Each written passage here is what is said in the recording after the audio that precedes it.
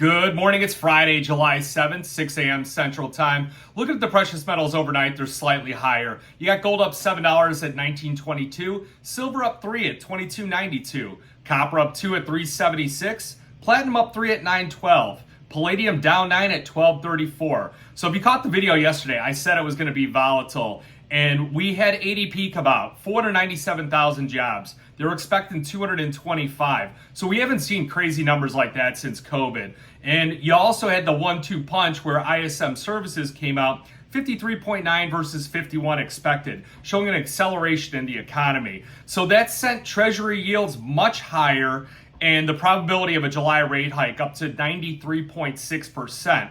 So silver, platinum, and palladium, they were hit the hardest, down between 1.5% and 2%. But the sell-off, it also broadened, so don't feel isolated or picked on as a precious metals guy, because we saw the S&P and the Dow have the biggest one-day drop since May. So this morning here, we're going to have non-farm payrolls come out, and it could go either way. If we get a number like we saw yesterday, that 400, 500 number or above, it's going to be problematic for the metals. They're probably going to test the levels of support. If we get something a little bit more normalized, something closer to that 224 and the unemployment rate at 3.6%, we could see some capitulation, some exhaustive selling. So looking at some key levels here on the gold, the 200-day moving average, 1904.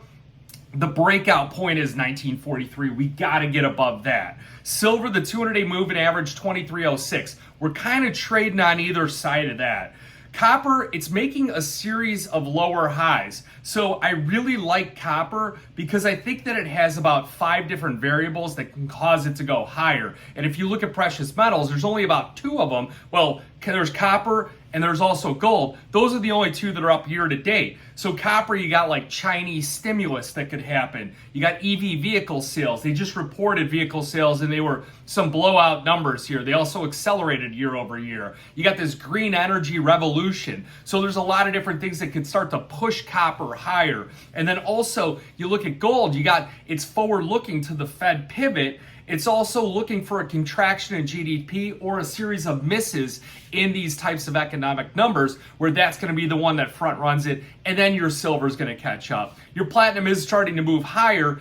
899 is your kind of key level of support. Got some people calling in and as soon as they saw that 8 handle, they're saying, hey, I want to get an account going. I want to start picking up some platinum down below there. So we are seeing that kind of thing. So an inherent floor, and it's attracting new types of investors are coming in.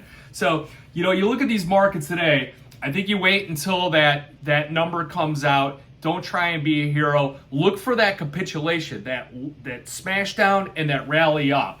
Other markets here, you got crude oil. It's moving higher. It's in a nice trading range. We've been trading that for quite a while. You got cocoa futures. Take a look at that one.